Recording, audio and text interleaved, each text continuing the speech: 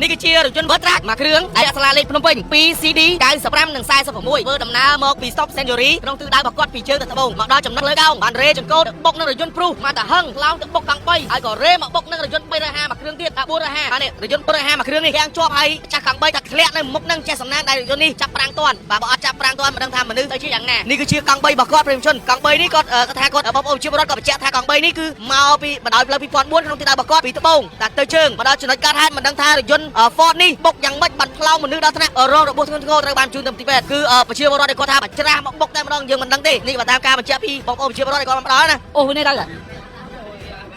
ះផ្លោមិនដឹងទៅតែមិនដឹងទៅចឹងបើស្វឹងទៀតស្វឹងទៀតអូឈរតែឈរខាត់មើលខាត់មាត់មើលខ្ញុំខ្លាំងបងមានអីសំណពរដល់អ្នកបើកបររថយន្តដែលប្រភេទចឹងហើយបើកបរក្នុងស្ថានភាពមួយដែលស្វឹងមានអីនិយាយទៅកាន់ពួកគាត់ខ្លះចុះមិនដាច់និយាយតើរឿងស្វឹងអត់ឲ្យបើកបរទេមិនចឹងឲ្យយើងស្វឹងបើកបរហ្នឹងឡានទេចុះបើម៉ូតូវិញងាប់បាត់ហើយស្វឹងដេកទៀតផឹកទៅផឹកទៅចាស់ទៅស្វឹងបើកទៅអីឥឡូវឡានខ្ញុំមិនចឹងទៅធ្វើម៉េចឥឡូវការដោះស្រាយបងត្រូវធ្វើម៉េចឥឡូវនេះបងចង់បានអីឥឡូវហ្នឹងអត់មានបានអីធ្វើឡានស្អាតឡើងវិញព្រោះឥឡូវវាកើតឡើងចឹងទេលើតាមការស្ដែងនៅថាជាពលរដ្ឋថាគាត់បើកបរក្នុងឋានទៀតស្វឹងអញ្ចឹងទៅយើងក៏ឲ្យគាត់យកទៅផ្លុំនៅផ្នែកជំនាញខណ្ឌចរាចរណ៍នៅខណ្ឌខ្មែរយើងឬក៏ជាបរទេសបងជនជាតិបរទេសបងជនជាតិចិនក្នុងនាមបងជាមន្ត្រីសមាជិកជំនាញចរាចរណ៍នៃអធិការនគរបាលខណ្ឌពោធិ៍សែនជ័យតើបងអំពាវនាវដល់បងប្អូនប្រជាពលរដ្ឋដែលគាត់កាន់ចង្កូតរថយន្តដែលគាត់បើកបរក្នុងស្ថានភាពមួយដែលស្វឹងមានអីអំពាវនាវដល់គាត់ខ្លះទេបងខ្ញុំអំពាវនាវក្នុងនាមខ្ញុំជាប្រតិចរាចរណ៍កាន់ច្បាប់គឺខ្ញុំជំរាបទៅគឺហាមការចង្កូតបើកបរគឺមិនឲ្យប្រើជាតិស្វឹងក្នុងការកាន់បើកបរហ្នឹងហើយទាំងអស់គ្នាមិនថាជនបរទេសជនជាតិខ្មែរទេទៅដល់ប្រិយមិត្តទស្សនិកជនដែលនិយមនឹងតាមដានរាល់ការផ្សាយរបស់អង្គភាពវិទ្យុខណៈពេលនេះខ្ញុំបាទមីស្ទ័រការកំពុងតែមានវត្តមាននៅត្រង់ចំណុចផ្លូវ2004ដែលស្ថិតនៅក្នុងសង្កាត់កាកាទី1ខណ្ឌពោធិ៍សែនជ័យរាជធានីភ្នំពេញនៅវេលាមកប្រមាណជាង10យប់ត្រូវនឹងថ្ងៃទី26ខែឧសភាឆ្នាំ2025នឹងនេះគឺយើងទទួលបានប្រភពព័ត៌មានពីបងប្អូនប្រជាពលរដ្ឋថាមានជនជាតិចិនម្នាក់បានបើករថយន្តប្រភេទ Ford មួយគ្រឿងនេះគឺមកពី Stop Century មកបោះពួរយ៉ាងលឿនក៏វ៉ាផ្លូវកោងក៏បើករេមកបុកនឹងកង់3ហើយក៏រេទៅបុករថយន្តព្រុសខ្លងមកបុកនឹងរថយន្ត350មួយគ្រឿងទៀតធ្វើឲ្យ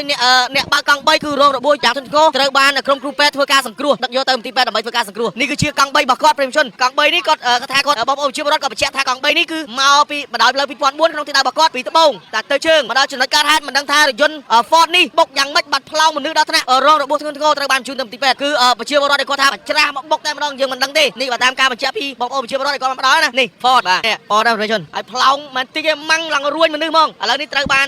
ក្រុមគ្រូពេទ្យដឹកបញ្ជូនទៅសង្គ្រោះហើយទីនេះកំពុងតែមានការភ្ញាក់ផ្អើលជុំវិញករណីគ្រោះថ្នាក់ចរាចរណ៍នៅត្រង់ចំណុចផ្លូវ2004ដែលស្ថិតនៅក្នុងសង្កាត់កាកាទី1ខណ្ឌពោធិ៍សែនជ័យនេះគឺជារថយន្ត Vertrac មួយគ្រឿងដែលពាក់សាលាលេខភ្នំពេញ 2CD 95 និង 46ធ្វើដំណើរមកពី Stop Century ក្នុងទិសដៅរបស់គាត់ពីជើងទៅត្បូងមកដល់ចំណុចលើកោងបានរេចង្កូតបុកនឹងរថយន្តព្រុសមកតាហឹងឡោងទៅបុកកង់3ហើយក៏រេមកបុកនឹងរថយន្ត350មួយគ្រឿងទៀត450ហើយនេះរថយន្ត450មួយគ្រឿងនេះទាំងជាប់ហើយចាស់កង់3តែធ្លាក់នៅមុខនឹងចេះសំណាងដែលរថយន្តនេះចាប់ប្រាំងតាន់បើអត់ចាប់ប្រាំងតាន់មិនដឹងថាមនុស្សទៅជាយ៉ាងណានេះបើតាមប្រភពព័ត៌មានដែលយើងទទួលបានពីបងប្អូនប្រជាពលរដ្ឋដែលឃើញហេតុការណ៍ដែលនៅជុំវិញទីតាំងចំណុចផ្លូវកោងតាមបណ្ដោយផ្លូវ2004ដែលស្ថិតនៅក្នុងសង្កាត់កាកាទី1ខណ្ឌពោធិ៍សែនជ័យហើយរងការខូចខាតមានដូចជារថយន្ត450ដែលពាក់សាលាលេខភ្នំពេញ BAG 78និង53ហើយនោះរថយន្តព្រុសការខូចខាតរបស់គាត់មកអំណាចខាងមុខហើយកង់3គឺនោះបាទទៀតទៅនោះគឺច្រើនមែនទេច្រើនគ្រឿងយើងមិនដឹងថាការបើកបររដ្ឋដែលជាជនជាតិចិននេះក្នុងស្ថានភាពយ៉ាងម៉េចទេទោះតែខាងជំនាញលោកធ្វើការផ្លុំបោះជាតិអាល់កុលហើយនេះបើការខូចខាតរថយន្តពីមុខរបស់គាត់ណាយើងមិនដឹងថាការបើកបររបស់គាត់ក្នុងស្ថានភាពយ៉ាងម៉េចមិនដឹងថាងក់ឬក៏ស្វឹងឥឡូវសមាជិកគាត់ធ្វើកា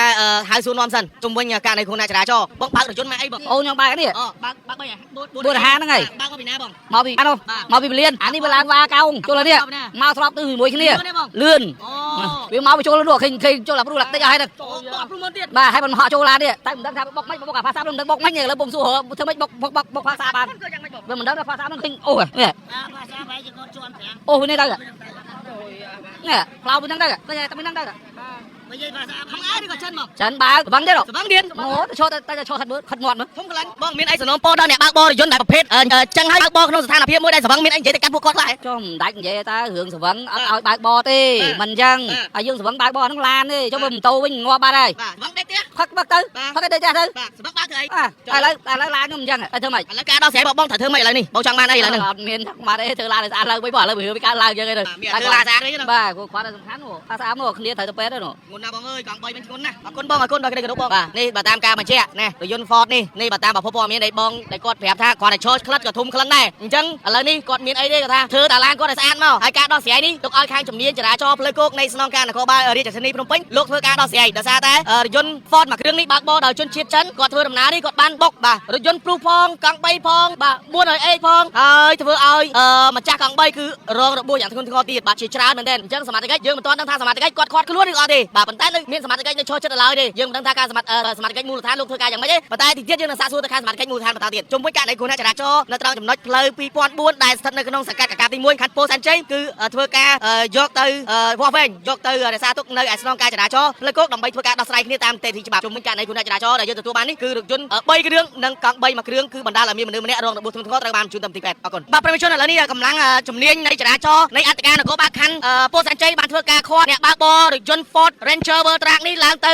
អធិការនគរបាលខណ្ឌពោធិ៍សែនជ័យដើម្បីធ្វើការផ្លុំជាតិអាល់កុលយើងមិនដឹងថាក្នុងកម្រិតមួយខ្យល់ប្រមាណលីត្រទេហើយការបើករបស់គាត់ក្នុងស្ថានភាពអីក៏មិនដឹងដែរទុកឲ្យខាងជំនាញចរាចរណ៍នៃអធិការនគរបាលខណ្ឌពោធិ៍សែនជ័យបានធ្វើការបន្តតាមនីតិច្បាប់ជុំវិញករណីគ្រោះថ្នាក់ចរាចរណ៍យើងមិនដឹងថាការបើកបររបស់គាត់ក្នុងស្ថានភាពបែបណានោះទេឥឡូវនេះធ្វើការឃាត់ខ្លួនយកទៅអធិការនគរបាលខណ្ឌពោធិ៍សែនជ័យសិនបដាអសន្នដើម្បីធ្វើការសាកសួរនាំឥឡូវនេះកម្លាំងជំនាញចរាចរណ៍នៃអធិការនគរបាលខណ្ឌពោធិ៍សែនជ័យលោកធ្វើការឃាត់ខ្លួនបដាអសន្នសិនយកទៅអធិការនគរបាលខណ្ឌពោធិ៍សែនជ័យដើម្បីធ្វើការផ្លុំជាតិអាល់កុលឬក៏យ៉ាងណាយើងមិនទាន់ដឹងទេចាំការបំភ្លឺពីខាងជំនាញលោកធ្វើការពោធិ៍សែនជ័យដែលគាត់បានផ្ដល់ព័ត៌មាន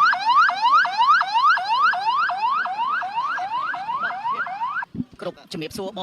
បងជាមន្ត្រីបងជាអធិការរងទទួលផែនចរាចរណ៍បងមកដល់ទីនេះបងទទួលបានព័ត៌មានបឋមយ៉ាងម៉េចដែរបងបាទជាបឋមមកលើជាពលរដ្ឋរាយការណ៍ថាមានឡានបុកគ្នាដល់3តង់ហើយឥឡូវហ្នឹងក៏ខ្ញុំឲ្យកម្លាំងប៉ុស្តិ៍ចុះមកមុនហើយជាក់ស្ដែងឥឡូវហ្នឹងយើងទៅមើលអ្នករបួសសិនអ្នករបួសនៅពេលលោកសង្ឃបើសិនជាធ្ងន់យើងអាចប្រកួតការរ៉ាក្រុងបើសិនជាស្រាលយើងឲ្យដោះស្រាយគ្នាផ្នែកជំនាញទៅករណីគ្រោះថ្នាក់ចរាចរណ៍នេះមានអ្នករបួសប្រមាណអ្នកដែរហើយខូចខាតប្រមាណគ្រឿងដែរបងមានអ្នករបួសដូចតាមរាយការណ៍ពីសមត្ថកិច្ចខ្ញុំថារបួសម្នាក់អញ្ចឹងអ្នករបួសហ្នឹងគឺថាធ្ងន់មួយទ្រូងផងហើយជាមួយការកើមហើយឡានគ្រោះថ្នាក់ហ្នឹងគឺមាន3គ្រឿងទាំងអស់ទុកមួយទៀតគឺ4គ្រឿងតើរថយន្តណាបានបង្កហេតុមុនគេបានបុកគេរហូតដល់ជាច្រើនគ្រឿងអញ្ចឹងបងតាមការចាក់ស្ដែងគឺរថយន្ត Ford នេះគឺគាត់អ្នកកតែបុកប៉ះព្រុសហើយបានទៅប៉ះទុកហើយវេមកបុកប៉ះខ្លានេះមួយទៀតអញ្ចឹងបងបាទអានភាពនៃការបើកបរខាងលើដែលជាម្ចាស់រថយន្ត Ford ហ្នឹងយ៉ាងម៉េចដែរបងលើតាមការស្ដែងគឺថាជាពលរដ្ឋថាគាត់បើកបរក្នុងឋានជាតិស្វឹងតែអញ្ចឹងទៅយើងក៏ឲ្យគាត់យកទៅផ្លុំនៅផ្នែកជំនាញខណ្ឌចរាចរណ៍នៅខណ្ឌខ្មែរយើងឬក៏ជាបរទេសបងជនជាតិបរទេសបងជនជាតិចិនក្នុងនាមបងជាមន្ត្រីសមាជិកជំនាញចរាចរណ៍នៃអធិការនគរបាលខណ្ឌពោធិ៍សែនជ័យតើបងអំពាវនាវដល់បងប្អូនប្រជាពលរដ្ឋដែលគាត់កាន់ចង្កូតរថយន្តដែលគាត់បើកបរក្នុងស្ថានភាពមួយដែលស្វឹងមានអីអំពាវនាវដល់គាត់ខ្លះទេបងខ្ញុំអំពាវនាវក្នុងនាមខ្ញុំជាបរិយាចរាចរណ៍កាន់ច្បាប់គឺខ្ញុំជំរាបទៅគឺហាមកាន់ចង្កូតបើកបរគឺមិនឲ្យប្រើជាតិស្រវឹងក្នុងការកាន់បើកបរហ្នឹងហើយទាំងអស់គ្នាមិនថាជនបរទេសនិងជនជាតិខ្មែរទេឥឡូវនេះបងនឹងត្រូវចាត់ចែងយ៉ាងម៉េចជុំវិញករណីគ្រោះថ្នាក់ចរាចរណ៍បណ្ដាមានមនុស្សរបួសបែបនេះឥឡូវហ្នឹងគង់តែផ្នែកជំនាញខ្ញុំកំពុងតាក់ទងនឹងការកែឡាយក្រុងដើម្បីឲ្យគាត់ចុះមកវែងដើម្បីប្រគល់ឲ្យគាត់យកទៅស្រាយតាមផ្នែកជំនាញបងដោយក្តីគោរពបងដោយក្តីគោរពបាទប្រិមជនបើតាមការបញ្ជាក់ពីខាងមន្ត្រីជំនាញនៃអធិការខណ្ឌពោធិ៍សែនជ័យដែលគាត់ជាអធិការរងទទួលផែនចរាចរណ៍ដែលគាត់បានផ្ដល់ព័ត៌មានយ៉ាងជាក់លាក់មកក្រុមការងារវិទ្យុគាត់ថាបរិសុទ្ធដែលជាជនជាតិចិនខាងលើនេះគាត់បើករថយន្ត Ford មួយគ្រឿងធ្វើដំណើរតាមបណ្ដោយផ្លូវ2004ក្នុងទិសដៅរបស់គាត់បាទ